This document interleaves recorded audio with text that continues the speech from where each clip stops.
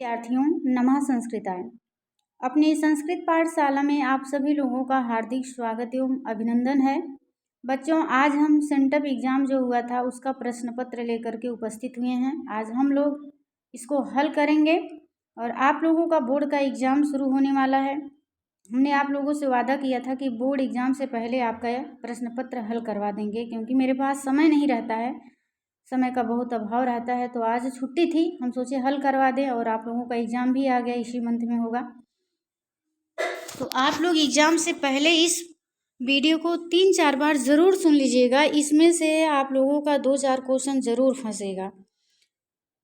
तो चलिए बिना विलम्ब किए हम लोग अपने प्रश्न पर आते हैं। इसमें 100 प्रश्न दिया गया था, 50 प्रश्न करना था आप लोगों को। यहाँ देख सकते हैं, खंड आ है वस्तुनिष्ठ प्रश्न। प्रश्न संख्या 1 से 100 तक के प्रत्येक वस्तुनिष्ठ प्रश्न के साथ 4 विकल्प दिए गए हैं, जिनमें से कोई एक सही है। इन 100 प्रश्नों में से किन्हीं 50 प्रश्नों के अपने द्वारा चुने गए सही विकल्प को OMR उत्तर पत्रक पर चिन्हित करें।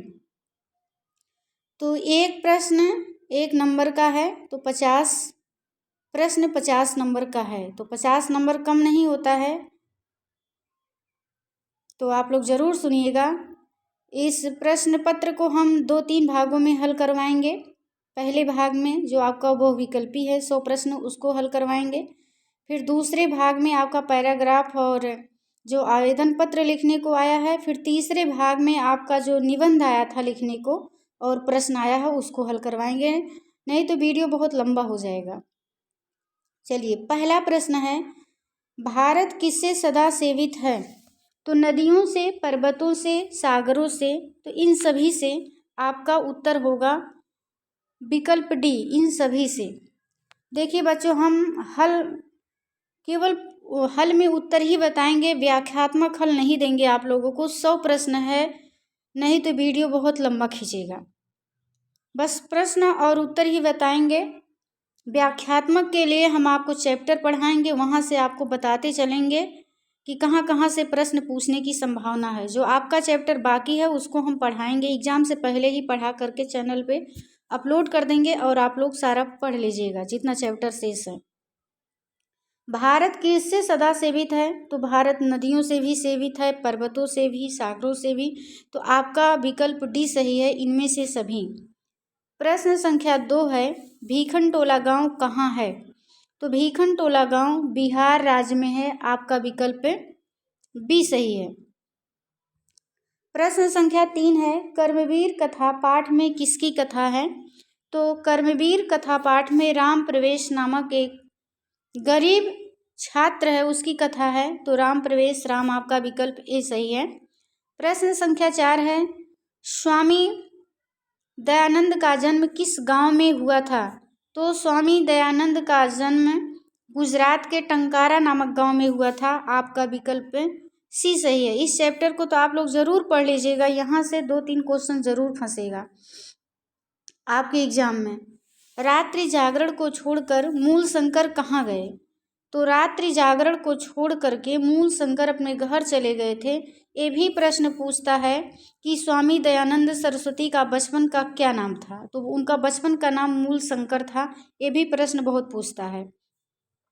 अगला प्रश्न है, त्वं मया साकं तिष्ठ। तो इस वाक्य के मया पद में तृतीया विभक्ति किस सूत्र से हुई है? तो सहयुक्ते अप्रधाने सूत्र से इसमें तृतीया विभक्ति हुई है, आपका विकल्प बी सही है। त्वं मया साकं तिष्ठ किस सूत्र से हुई है तृतीया विभक्ति? तो सहयुक्ते अप्रधाने सूत्र से। किस कारक में पंचमी विभक्ति होती है? तो आप लोगों को पता है, अपादान कारक में पंचमी विभक्ति होती है।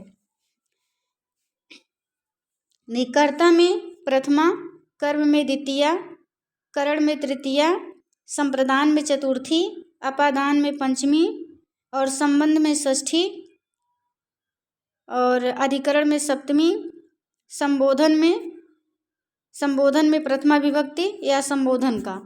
तो यही होता है। तो अपादान पूछा है, और अगर कारक पूछेगा संस्कृत में कारक कितने होते हैं तो 6 कारक लगाएंगे आप लोग, क्योंकि संबंध और संबोधन को कारक नहीं माना गया है। हिंदी में 8 कारक होते हैं, संस्कृत में 6 ही कारक होते हैं, तो आप वहाँ पर 6 लगाएंगे। तो पंचमी विभक्ति किस कारक में होती है? अपादान कारक में होती है। पश्यतु किस धातु का रूप है? तो पश्यतु दृश्य धातु का रूप है, दृश्य का पश्य आदेश हो जाता है। प्रश्न संख्या 9 पे चलते हैं। महती पद में कौन सा स्त्री प्रत्यय है? तो महती पद में गीप स्त्री प्रत्यय है, आपका विकल्प सी सही है, गीप। प्रश्न संख्या 10 है। डाट डाट प्रदूषणेन पर्यावरणम प्रदूष्यते, रिक्त स्थान की पूर्ति उचित विकल्प से करें। तो विकल्प ए सही हो जाएगा, वर्धमाना। वर्धमाना प्रदूषणेन पर्यावरणम प्रदूष्यते। प्रश्न संख्या 11 है। पटना में गंगा नदी पर कौन सा सेतु है? तो पटना में गंगा नदी पर गांधी सेतु है, आपका विकल्प सी सही है। प्रश्न संख्या 12 है।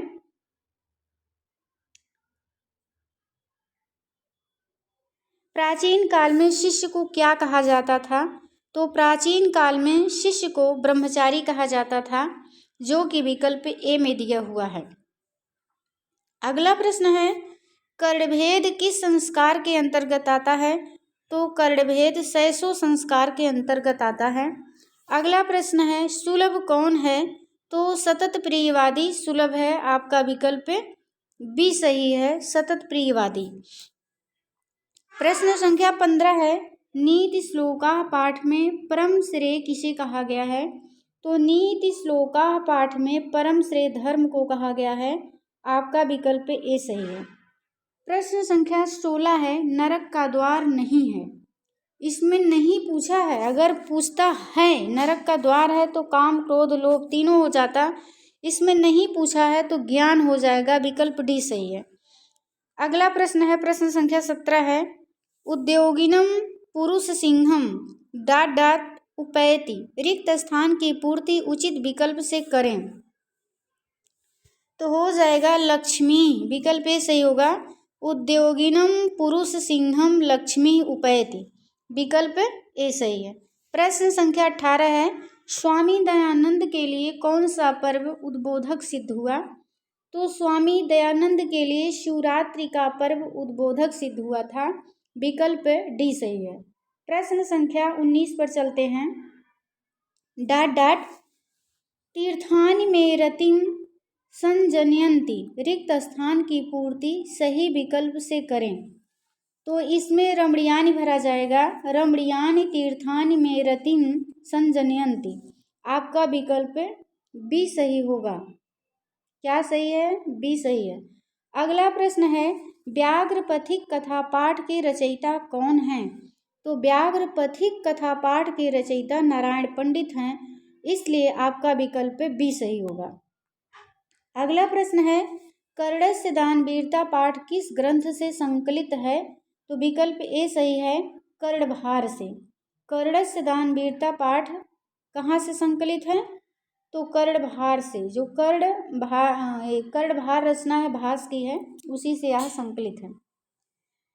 श्रूडरे पांथ प्रागेव येवन दशायाम अति दुर्वृत्त आसम, यह किसका कथन है? तो यह बाघ का कथन है। व्याघ्रपथिक पाठ को पढ़ेंगे तो उसमें यह मिलेगा आपको। ना भेतव्यम, यह किसका कथन है? तो यह किसका कथन है? कर्ण का कथन है। कर्णस्य दान वीरता पाठ को पढ़ेंगे तो मिलेगा आपको यह वाक्य, आपका विकल्प बी सही है, कर्ण। ना भेतव्यम, यह किसका कथन है? कर्ण का कथन है। कि समास का प्रथम पद अव्यय होता है? तो अव्ययी भाव का प्रथम पद अव्यय होता है, आपका विकल्प ए सही है, अव्ययी भाव समास। प्रश्न संख्या 25 है। निवेदनम पद में कौन सा उपसर्ग है? तो निवेदनम पद में उपसर्ग पूछा है तो नि उपसर्ग है, आपका विकल्प डी सही है, नि उपसर्ग। कौन सा उपसर्ग सही है? नि उपसर्ग। प्रश्न संख्या 26 है। किस पद में परा उपसर्ग है? तो देखिए इसमें पराकाष्ठा, पराधीना, प्रारूपम, पराश्रिता दिया है, तो काष्ठा में परा उपसर्ग लग गया है, पराकाष्ठा। प्रश्न संख्या 27 है, कर्म कारक में कौन सी विभक्ति होती है? तो कर्ता में प्रथमा, कर्म में द्वितीया। कौन सी विभक्ति होती है? कर्म में द्वितीय विभक्ति होती है। आपका विकल्प बी सही है। पंचमी, अपादान में, संप्रदान में चतुर्थी, करण में तृतीया। तो आपका विकल्प बी सही है। प्रश्न संख्या 28 है, किसमें तृतीया विभक्ति नहीं होती है? पूछा है। तो सह, साकम, सार्धम तीनों में तृतीया विभक्ति होती है। समया के योग में द्वितीय विभक्ति होती है, इसलिए आपका उत्तर डी सही हो जाएगा। समया। क्या सही है? समया। समया के योग में द्वितीय विभक्ति होती है। इसमें पूछा है तृतीय विभक्ति नहीं होती है, इसमें भी होती है, इसमें तो इसमें नहीं होती है, तो जिसमें नहीं होती वही आपका उत्तर होगा। प्रश्न संख्या 29 है, पिता पुत्राय क्रुद्धति वाक्य के पुत्राय पद में चतुर्थी विभक्ति किस सूत्र से हुई है? तो क्रुद्ध, द्रोह, ईर्ष्या, असूया अर्थानाम यम प्रति कोपा। यह सूत्र कहता है कि जिसके ऊपर, जिसके प्रति क्रोध, द्रोह, ईर्ष्या, असूया यानी कि निंदा किया जाए उसमें चतुर्थी विभक्ति होती है। तो पिता किसके ऊपर क्रोध कर रहा है? पुत्र के ऊपर, तो पुत्राय, इसमें चतुर्थी विभक्ति हो गई है पुत्राय में। किस सूत्र से? क्रुद्ध, द्रोह, ईर्ष्या, असूया अर्थानाम यम प्रति कोपा सूत्र से। इमाम किस सर्वनाम का रूप है? तो ईदम का रूप है। आपका विकल्प बी सही है।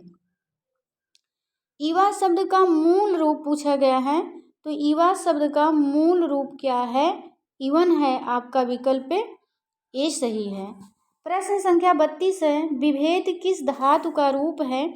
तो विभेद भी धातु का रूप है। आपका विकल्प बी सही है। प्रश्न संख्या 33 है, ज्ञा धातु के लट लकार प्रथम पुरुष एक वचन का रूप निम्न में से कौन सा है? तो ज्ञा धातु के लट लकार प्रथम पुरुष एक वचन का रूप निम्न में से कौन सा है? तो विकल्प ए सही होगा, जानाति। प्रश्न संख्या 34 है, मुनोपद में कौन सी विभक्ति है? तो मुनोपद में सप्तमी विभक्ति एक वचन है। क्या है? सप्तमी विभक्ति एक वचन है।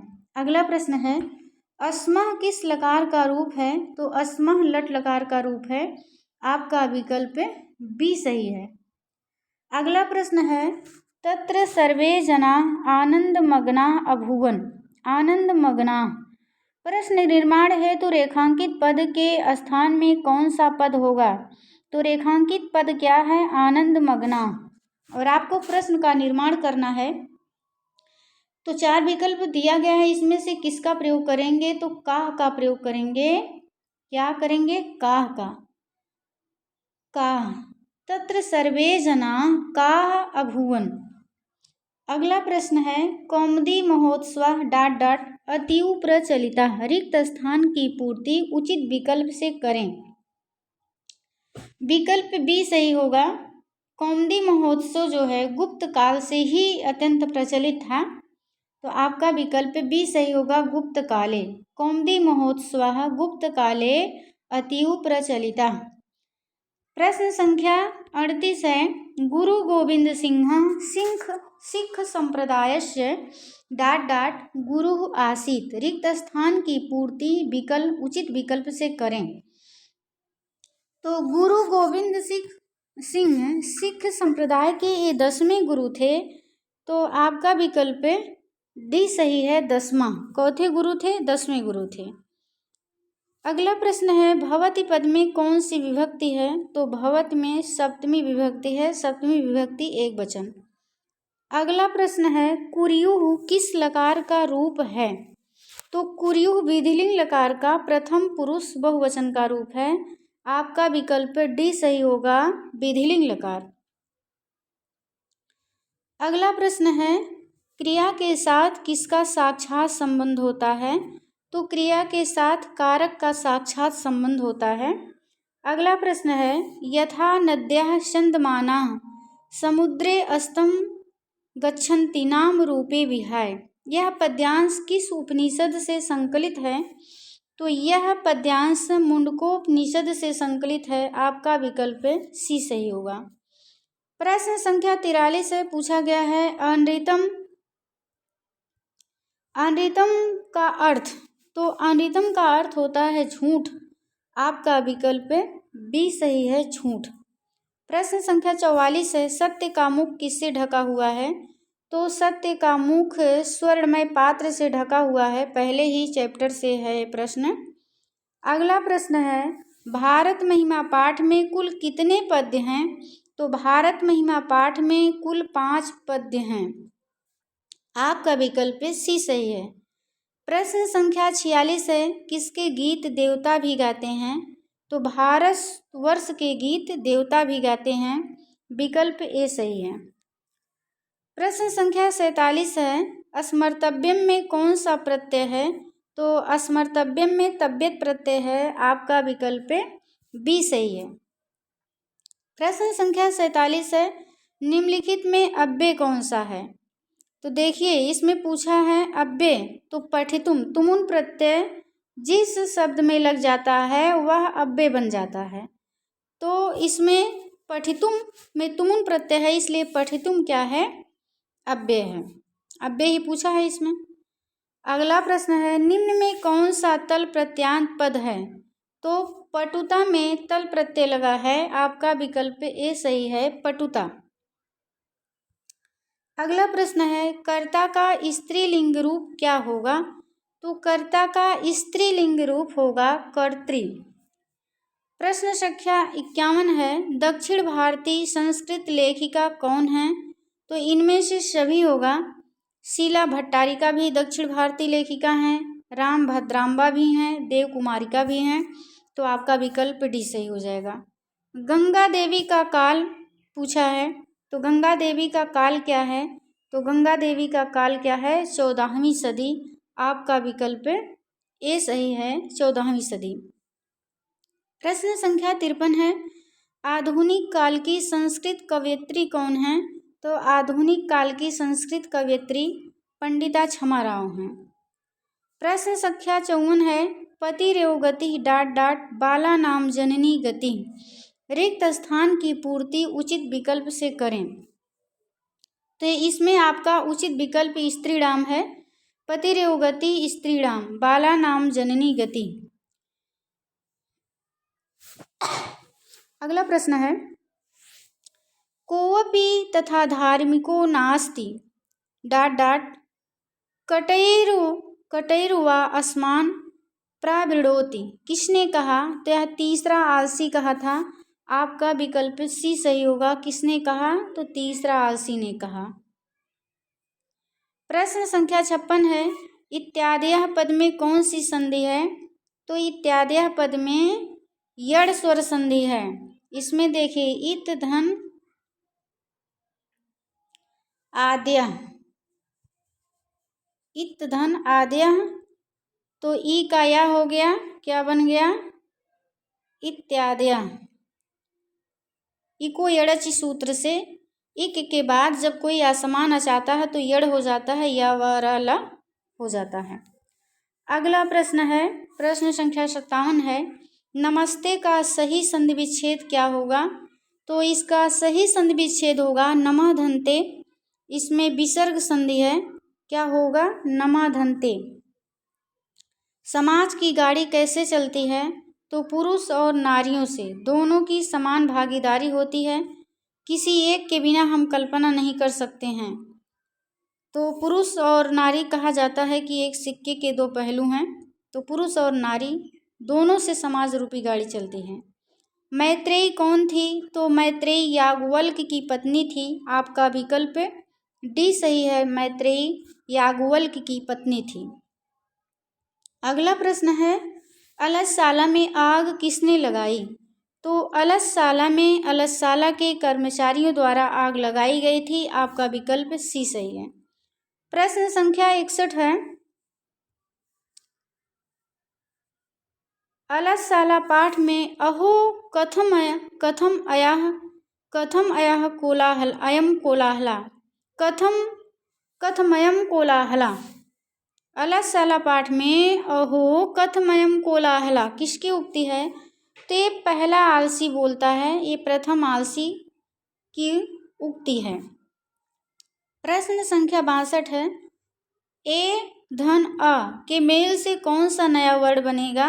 तो अय बनेगा। यह अयादि संधि है। तो अयाद में आप लोग पढ़े हैं एचो अय वाया वाह। तो एच में ए का अय का आय, ओ का औ और आओ का आओ हो जाता है। तो यहाँ देखिए ए का अय हो जाएगा, ए का अय, और अय होता तो आय हो जाता, ओ होता तो औ, और औ होता तो आओ हो जाता, अयादि संधि। अगला है प्रारब्धा पद में कौन सा उपसर्ग है? तो प्रारब्धा में प्रा उपसर्ग है। आरब्धा प्रा उपसर्ग लग गया तो हो गया प्रारब्धा। आपका विकल्प सी सही है, प्रारब्धा में प्रा उपसर्ग है। अगला प्रश्न है रामः दशाननं हतवान में रेखांकित पद का समास विग्रह है। तो रेखांकित पद है दशाननम, दशाननम का समास विग्रह होगा दस आननानि यस्य सः। तो विकल्प ए सही है, दस आननानि यस्य सः। अगला प्रश्न है बिना के योग में कौन सी विभक्ति नहीं होती है? तो बिना के योग में चतुर्थी विभक्ति नहीं होती है। बिना के योग में द्वितीया तृतीया पंचमी विभक्ति होती है, चतुर्थी नहीं होती है। प्रश्न संख्या 66 पर चलते हैं। भारत महिमा पाठ का प्रथम पद्य किस पुराण से संकलित है? तो भारत महिमा पाठ का प्रथम पद्य विष्णु पुराण से संकलित है। आपका विकल्प ए सही है, विष्णु पुराण। प्रश्न संख्या 67 है डाट डाट गीतकानि गायन्ति, रिक्त स्थान को उचित विकल्प से भरें। तो देवाः गीतकानि गायन्ति, विकल्प सी सही है, देवाः। इत उक्त्वा में किन किन वर्णों की संधि हुई है बताना है। ई और उ की संधि हुई है, ये भी यड़ संधि है। ई को यड़सी सूत्र से इक के बाद असमान अच आया है, तो असमान अच आने के बाद यड़ हो गया है। यड़ में य व र ला आता है। ई का क्या हो गया है? य हो गया है। इति धन उक्त्वा इसका संधि विच्छेद होगा। किस पद में अभि उपसर्ग है? पूछा गया है किस पद में अभि उपसर्ग है? तो अभिवादनम में, वादनम में अभि उपसर्ग लग गया, बन गया अभिवादनम। अपृष्टः पद में कौन सा समास है? तो ने समास है। न पृष्टः अपृष्टा, ने समास। शैशवावस्था के संस्कार कितने हैं? तो शैशवावस्था में कुल 6 संस्कार संपन्न किए जाते हैं। आपका विकल्प ए सही है, 6। शैशवावस्था के कितने संस्कार हैं? 6 संस्कार हैं। प्रश्न संख्या 72 है अन्नप्राशन किस संस्कार के अंतर्गत आता है? तो ये भी शैशव संस्कार के अंतर्गत ही आता है। 6ठे महीने बच्चे को अन्नप्राशन कराया जाता है, उसको यानी कि कुछ खीर वगैरह बना के उसको चटाया जाता है। घर की शोभा कौन है? तो घर की शोभा कौन है? स्त्री है।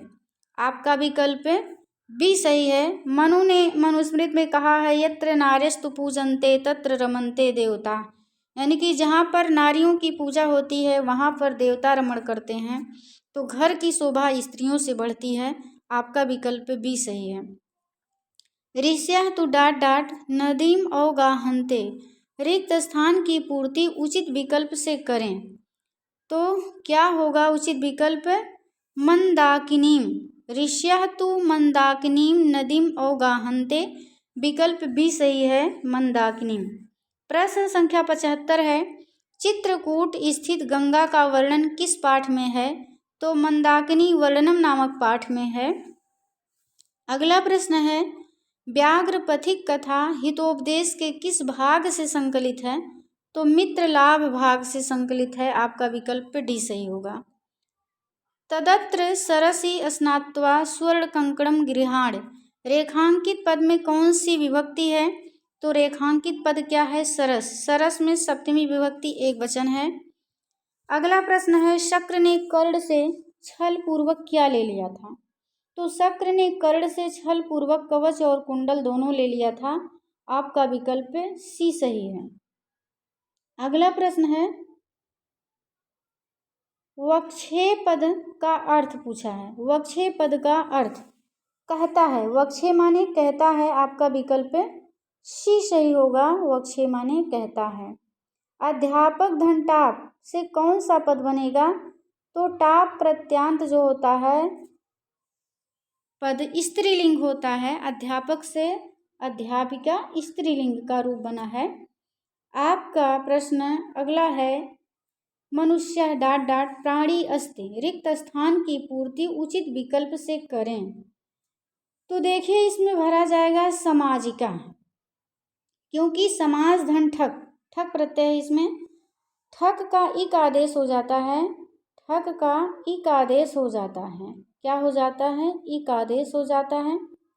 और जब इक आदेश हो जाता है, जो ठक प्रत्यांत शब्द होता है, इसका जो पूर्व स्वर होता है उसकी आदि वृद्धि हो जाती। मान लो अगर समाज है, इसका पूर्व शब्द यही है, छोटा आ है तो बड़ा आ हो जाएगा। क्या हो जाएगा? समाजिका।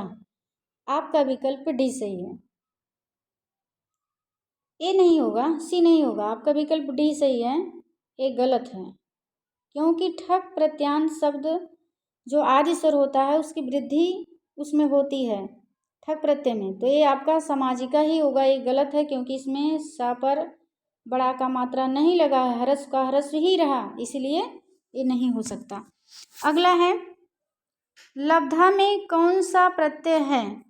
तो लब्धा में कौन सा प्रत्यय है? ता प्रत्यय है। आपका विकल्प ए सही है, ता प्रत्यय। अगला प्रश्न है, प्रश्न संख्या 83 है। अत्र धन एव की संधि क्या होगी? देखिए, आ और ए मिलकर के यहाँ वृद्धि हुआ है, वृद्ध संधि है, वृद्ध रेचि सूत्र से। अत्र धन एव अत्रेव। आपका विकल्प बी सही है, अत्रेव वृद्धि संधि हुई है। प्रश्न संख्या 84 है, बीड़ा पाड़ी में कौन सा समास है? तो बीड़ा पाड़ी में बहुव्रीहि समास है। आपका विकल्प डी सही होगा, बहुव्रीहि। बहुव्रीहि। अगला प्रश्न है, किस वाक्य में कर्ति कर्योस तृतीया सूत्र से तृतीया विभक्ति हुई है? तो देखिए, इसमें हम गलत उत्तर लगा दिए हैं। आपका जो सही उत्तर होगा, हम पुनः इस पर विचार किए तो हो जाएगा बालकेन विद्यालय गम्यते। ये जो त्वं मया साकम चल, इसमें सहयुक्तया प्रधाने से हुआ है। सह के योग में सह साकम समम सार्धम योग में तृतीया विभक्ति होती है, तो इसमें साकम इसके योग में सहयुक्तया प्रधाने सूत्र से हुई है। और कर्ति कर्णे तृतीया सूत्र कहता है कि जो अनुक्त कर्ता होता है उसमें जो है तृतीय विभक्ति होती है। अनुक्त कर्ता कर्मवाच्य और भाववाच्य में होता है। तो बालकेन विद्यालय गम्यते या भाववाच्य में है, तो बालक के द्वारा विद्यालय जाया जाता है। इसमें कर्ति कर्णेश तृतीय सूत्र से तृतीय विभक्ति हुई। अगर इसमें पूछता है तो सहयुक्तया प्रधाने से, लेकिन यहाँ आपके प्रश्न में सूत्र दे दिया है कर्ति कर्णेश तृतीया, तो आपका विकल्प ए सही होगा। क्या सही है? विकल्प ए सही है, ए गलत है। ये सहयुक्तया प्रधाने से हुआ है। अगला प्रश्न है, प्रच्छ धातु के लिट लकार का रूप निम्न में से कौन सा होगा? तो प्रच्छ धातु का पूछा गया है। इसमें प्रक्षति बनेगा, पक्षति नहीं है। इसमें पता नहीं कैसे दो दो विकल्प लग गया है। प्रक्षति होगा। लिट लकार पूछा है ना, पक्षति नहीं होगा, ये नहीं होगा, यही होगा प्रक्षति। प्रच्छ धातु को लिट लकार का रूप में से कौन सा होगा? प्रक्षति होगा।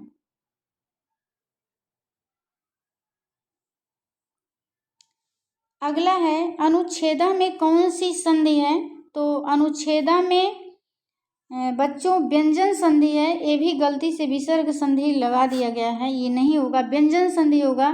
एक सूत्र है छेचा। क्या सूत्र है? छेचा।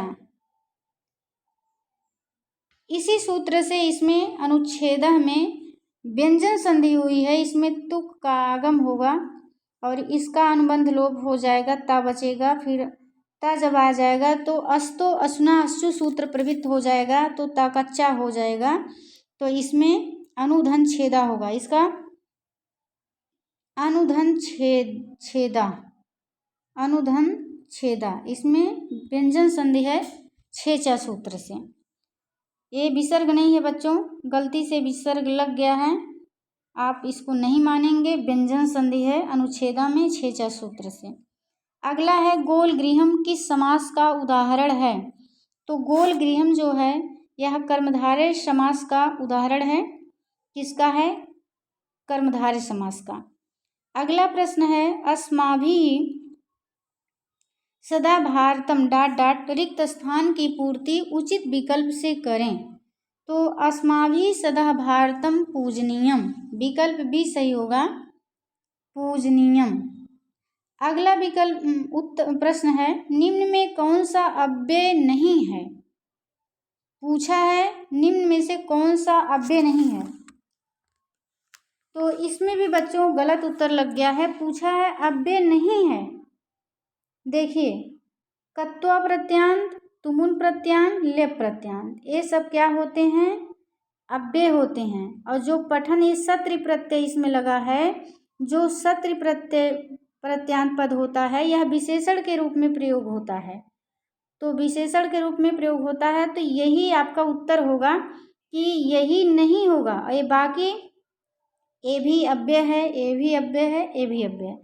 इसमें कत्वा प्रत्यय है, इसमें तुमुन प्रत्यय है और इसमें लेप प्रत्यय है। तो तीनों में इसमें तीनों पद जो है ये अव्यय है, लेकिन पठन में सत्र प्रत्यय लगा है। सत्र प्रत्यांत शब्द जो होता है वो विशेषण के रूप में प्रयोग होता है। तो आपका विकल्प डी सही होगा बच्चों। अगला प्रश्न है परपीड़न से क्या मिलता है? तो परपीड़न का मतलब बच्चों दूसरों को पीड़ा पहुंचाना। अगर आप दूसरे को पीड़ा पहुंचाएंगे तो आपको पाप मिलेगा, जाहिर सी बात है ना। तो विकल्प डी सही होगा, पाप। परपीड़न से क्या मिलता है? पाप मिलता है। प्रश्न संख्या 92 है अपना और पराया की गणना कौन करते हैं? तो लघु चित्त वाले, जो तुच्छ हृदय वाले होते हैं, वह अपना और पराये की गणना करते हैं कि यह मेरा है, यह दूसरे का है। जो महान लोग होते हैं, उदार चित्त वाले होते हैं, वो पूरी पृथ्वी को वसुधैव कुटुम्बकम की भावना उनके अंदर रहती है कि पूरी पृथ्वी को अपना परिवार समझते हैं। भारतवर्ष में किसकी महान परंपरा है? तो भारतवर्ष में शास्त्र की महान परंपरा है बच्चों। किसकी है? शास्त्र की। यहाँ आप लोग बहुत सारे शास्त्र देखेंगे, हमारे बहुत सारे ग्रंथ हैं, वही आपके शास्त्र हैं। वेद, वेदांग, पुराण, महाभारत, रामायण, अर्थशास्त्र, बहुत सारे ऐसे ग्रंथ हैं, वही सब क्या हैं? आपके शास्त्र हैं। और ये परंपरा प्राचीन काल से ही रही है। तो आपका विकल्प ये सही होगा। अगला प्रश्न है पिंगल किस वेदांग शास्त्र के प्रवर्तक आचार्य हैं? तो बच्चों वेदांगों की संख्या 6 है, तो उसी 6 में से एक है छंद। तो पिंगल जो है क्या है? छंद शास्त्र के जन्मदाता माने जाते हैं। पिंगल ने ही छंद शास्त्र की रचना की थी। वेदांग हैं व्याकरण, कल्प, निरुक्त, छंद, ज्योतिष। कितने हुए? देखिए व्याकरण, ज्योतिष, कल्प, निरुक्त, छंद और एक कल्प। कल्प हो गया है। व्याकरण, निरुक्त, कल्प, ज्योतिष और एक क्या बच रहा? छंद। और क्या एक बच रहा है? ज्योतिष नेत्र हो गया, व्याकरण मुख हो गया, निरुक्त कान हो गया, कल्प हाथ हो गया, छंद पाद हो गया और एक और बच रहा है, उसको नाक कहते हैं, उसका नाम नहीं याद आ रहा है। शिक्षा, कल्प, निरुक्त, छंद। छंद तो वेद रूपी पुरुष का पाद है, निरुक्त कान है, कल्प हाथ है, व्याकरण मुख है, ज्योतिष नेत्र है, वही नाक वाला बच्चों शिक्षा, हाँ क्षम्यताम, शिक्षा। शिक्षा को नाक कहा गया है, यही वेदांग है। तो 6 वेदांगों में से एक क्या है? छंद है। इसे वेद रूपी पुरुष का पैर कहा गया है, पाद। तो इसी के प्रवर्तक पूछा गया है, इसी के प्रवर्तक पिंगल हैं। ये बहुत महत्वपूर्ण है, ऊंची ऊंची परीक्षाओं में नेट वोट में पूछा जाता है। अगला प्रश्न है विग्रह अर्पितानि द्रव्याणि डाट डाट भक्षन्ति। रिक्त स्थान की पूर्ति उचित विकल्प से करें तो मूसका हो जाएगा। आपका विकल्प भी सही है, मूसका। अगला प्रश्न है मूल संग्रह मेधावी आसीत। प्रश्न निर्माण के लिए रेखांकित पद के स्थान में क्या होगा? तो क्या होगा? कह होगा, कह। अगला प्रश्न है पंक्ते पतितं दृष्ट्वा व्याघ्रो अवदत्। प्रश्न निर्माण के लिए रेखांकित पद के स्थान में क्या होगा? रेखांकित है पंके। अब पंके के स्थान पे अगर हम प्रश्न का निर्माण करेंगे तो हो जाएगा कुत्र पतितं दृष्ट्वा व्याघ्रो अवदत्। आपका उत्तर सी होगा। अगला प्रश्न है उपविशन्तु सर्वे। रेखांकित पद में कौन सी विभक्ति है? तो आपका हो जाएगा सर्वे। यहाँ रेखांकित है, दिख नहीं रहा, तो इसमें सर्वे में बच्चों प्रथमा विभक्ति बहुवचन है सर्वे। उपविशन्तु सर्वे कौन सा विभक्ति है? प्रथमा। आपका विकल्प ए सही है। अगला प्रश्न है स्वामी दयानंद ने कैसे कार्य किए? तो स्वामी दयानंद ने समाजोद्धार के लिए काम किए थे। आपका विकल्प सी सही होगा, समाजोद्धार। प्रश्न संख्या 100 है मया ग्रंथम पठ्यते। वाक्य का वाच्य परिवर्तन करने पर रूप होगा अहम ग्रंथम पठामि। तो मया ग्रंथा पठ्यते, वाच्य परिवर्तन करना है तो हो जाएगा अहम ग्रंथम पठामि। आपका विकल्प सी सही होगा। तो बच्चों ये 100 प्रश्न बहुविकल्पी थे। इधर आप लोग अपठित गद्यांश देख सकते हैं। वीडियो लंबा हो जाएगा, इसको हम दूसरे वीडियो में हल करेंगे। आप लोग इसको देख सकते हैं। जो बच्चे अभी 9th में हैं, अगले साल उनको सेंटअप एग्ज़ाम देना है, वो अभी से प्रश्न पत्र का अवलोकन कर सकते हैं। इसमें देखिए आवेदन लिखने को आया है। वीडियो बहुत लंबा खींचेगा, इसलिए हम इसको दूसरे वीडियो में हल कराएंगे। आप प्रश्न का अवलोकन करते रहिएगा। देखिए ये रहा प्रश्न। तो आज के लिए बस इतना ही। हम दूसरे वीडियो में मिलते हैं। नमः संस्कृताय। जय हिंद, जय भारत, वंदे मातरम।